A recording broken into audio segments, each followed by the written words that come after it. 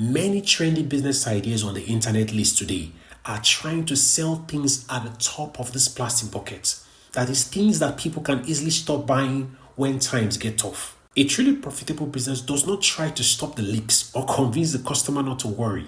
Instead, you position your business like a basin right under the biggest leakage. You get it? You look for the exact spots where the customer is forced to let money go because the pain is too much and it's high to ignore. You are no longer begging people to buy from you or spend money. You just be collecting the cash they were already forced to pour out.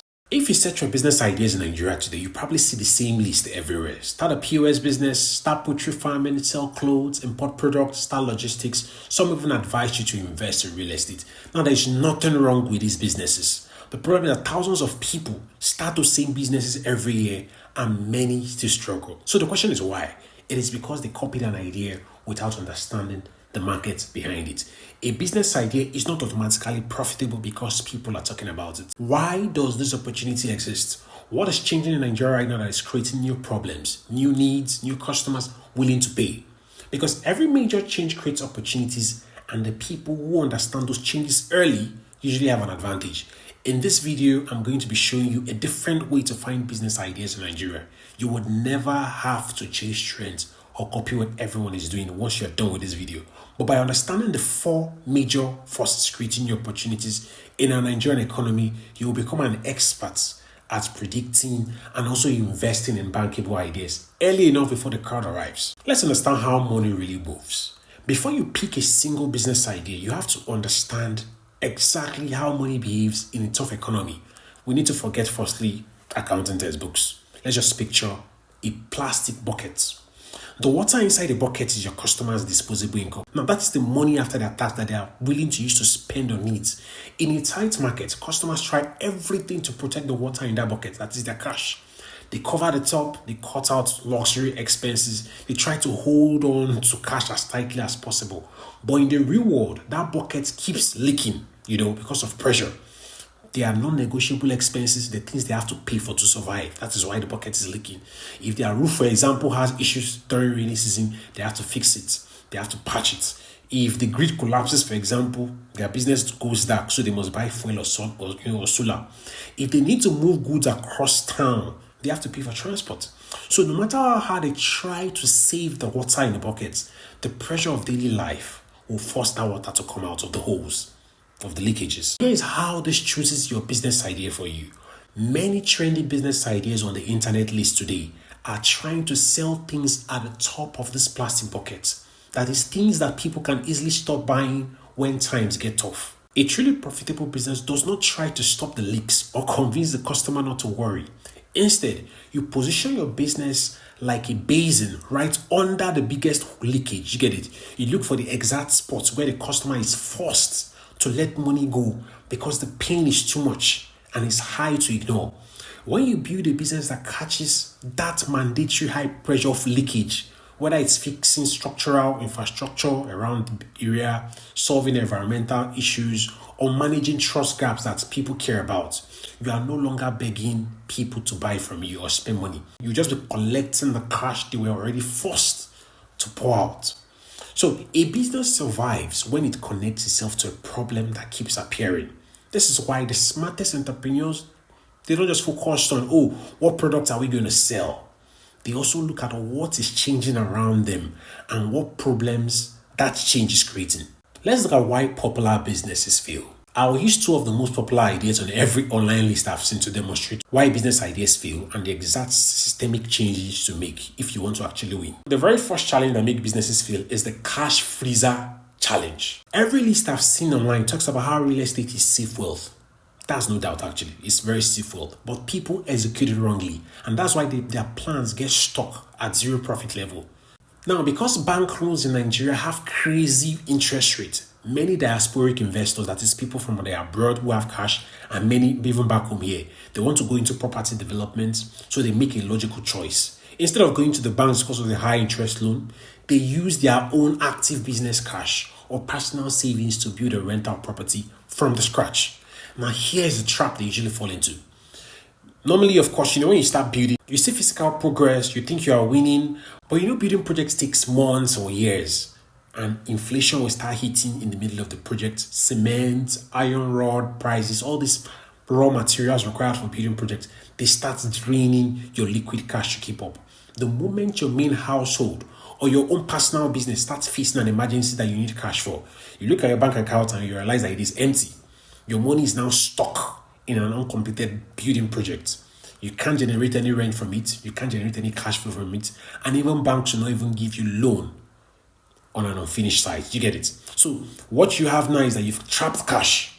So here is what you must change about that execution. Since you are not cash buoyant like the big developers, try to leverage loans at cheap rates or borrow from friends or partners. Now, if that does not work, instead of trying to be a heavy-duty developer, you just adjust your plan. Do what is called value-add real estate.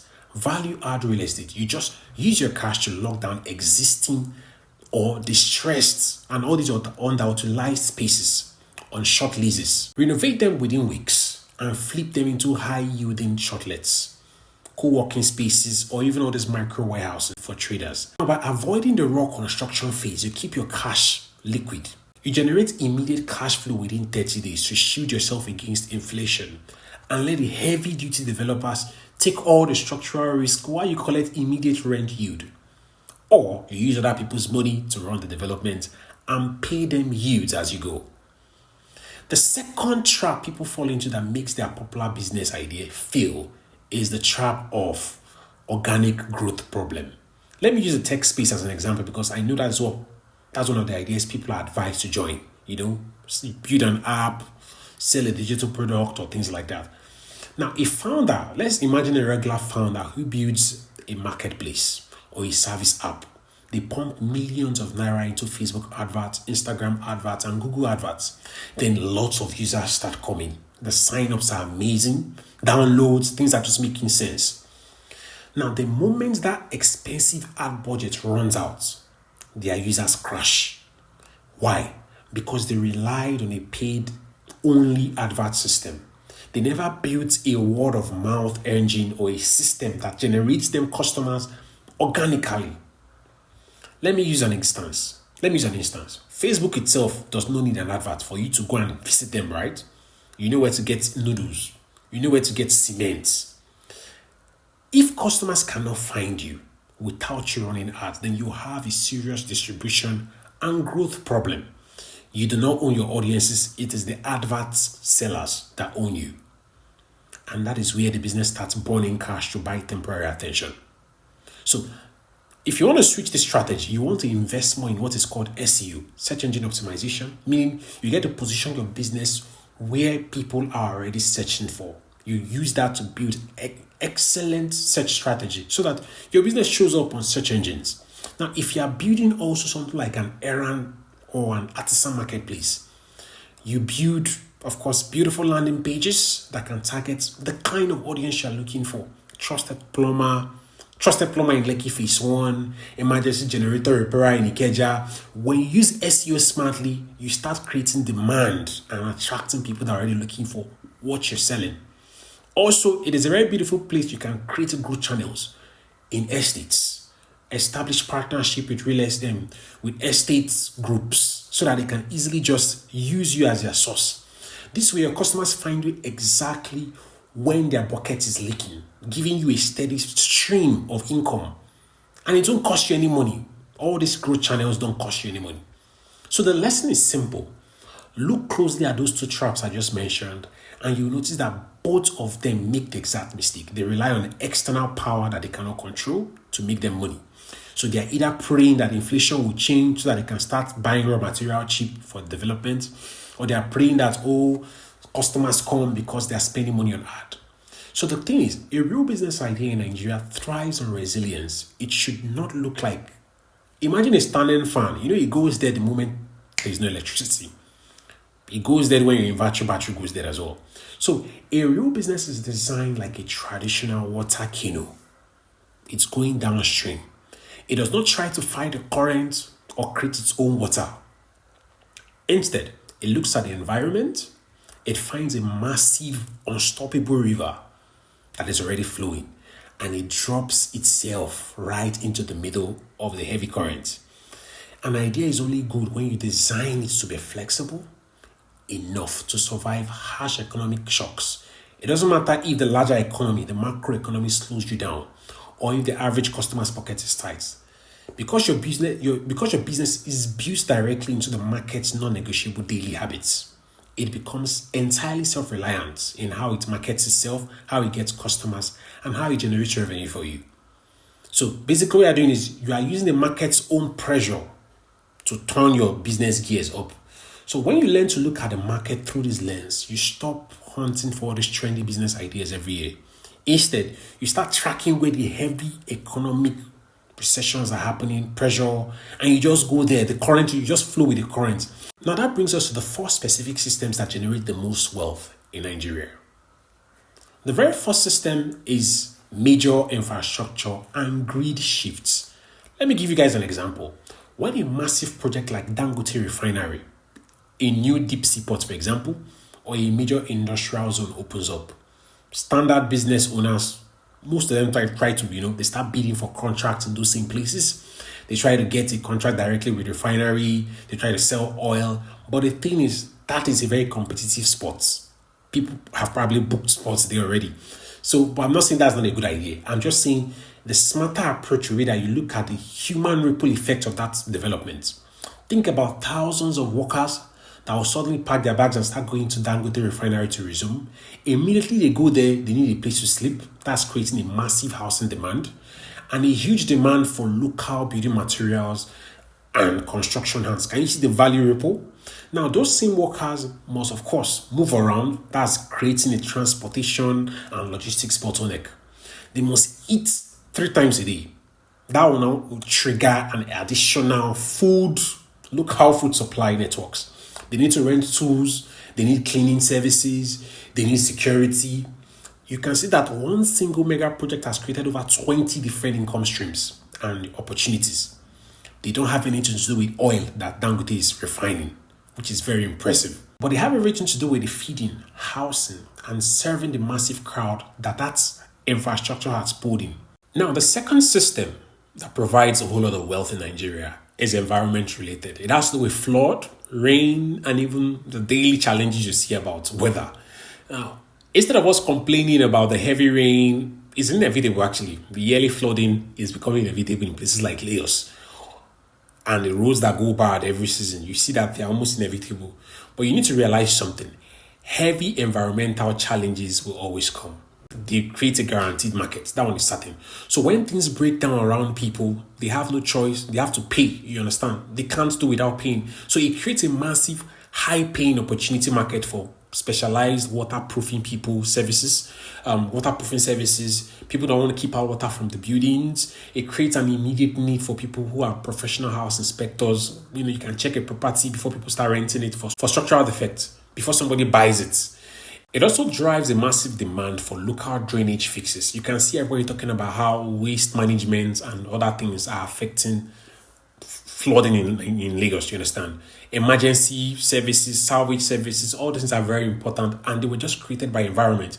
So you are targeting a problem where the customer is in so much pain that they can't even drag price with you. They're just going to drop the money and ask you to fix the problem for them. The next system that generates wealth in Nigeria right now is the immigration, the jackpot and the diaspora wave.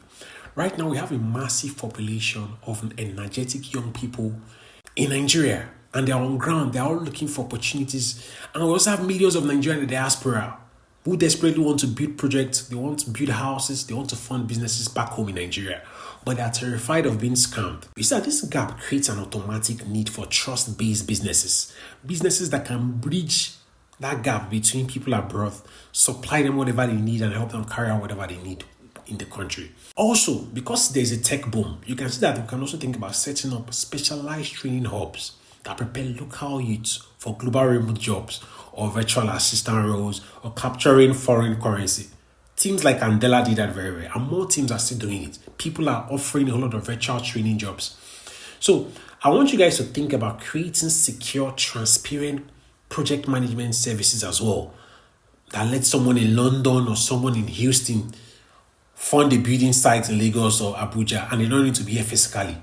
Everything they buy, they can see it on camera without sending cash directly to people they don't trust. A system will just handle everything for them. So you can see that this jackpot wave creates the challenge. It creates a need. But your business can simply step in and help them handle all this issue. Now, the fourth system I'm going to discuss here is government policy and new rules. You guys see these things as jokes, but they actually create their own opportunities. For example, if the government introduces a new tax or updates licensing requirements for an industry, old ways of doing business die overnight and brand new markets are born. For example, when the central bank tightened microfinance policies, lots of businesses suddenly started to adapt. They decided they didn't just shut down. And now that created the immediate need for compliance softwares, easy digital bookkeeping tools for market traders, and all these advisory services that are showing up for small businesses. So you can see that these are people that are trying to stay legal, they're trying to comply, but they're also creating opportunities that other people can use to make money. So you can see here that the beautiful part of all these changes is that by following the system, you just understand how to create ideas from them. So here's the take home. Once you use this lens to pick an opportunity, or you're launching a trusted management platform for the people in diaspora, you must protect your capital first with one golden rule. Observe first, then launch second. Do not go and rent anything. Don't start investing in anything if you've not observed the industry, if you've not observed the environment, because sometimes even environments become resistant to certain change. If there are some informal sector guys who are already ruling things in that industry, if you do not collaborate with them easily, they might resist. Even regulation can push you out of the market. So ensure you study very well first. Do not hire a big team. Don't hire a big team yet, please. In a volatile market, your liquid cash is one of your most important shields. If you freeze your money into a heavy monthly expense before you even prove that people will pay for your product or pay into that business or buy into your business, you are just walked into a trap. So instead, look for a clear market sign. Study the market, look for a sign, you can build a simple landing page. You can start a very small sample. Just test the market first before you now pack all of your stuff into it. So here's the thing. Ensure that you've gotten signs from the market. In fact, it's even okay to get pre-orders. Seek upfront payments before you go full in. This actually shields you from a lot of shock. If the market does not give you a clear sign, I will not advise you to start putting your money into it. So here's what I advise. The business owners who are going to dominate the next few years in Nigeria, they're going to be strategists like you guys who have seen this video and you're now depending on a random list of ideas. You've watched this video right now and it's time to start moving into the system, using it to generate a whole lot of ideas for yourself. Find the high pressure points, deploy your money only after the market gives you a sign. If you want to run a complete check on your current business idea, or if you want to deeply audit your growth strategy before you risk your capital, I've put together a completely free one-page systemic growth audit. It's a checklist. Look at it in the description. It's a practical step-by-step tool designed to help you spot cash leaks, avoid system traps, and protect your money. Click the link in the description below to download your copy right now. It is time for you to approach the market with structural intelligence. Make sure to hit the subscribe button, drop a comment. Let me know which of the system you are currently eyeing that you want to start, and I will see you in the next system video. Cheers.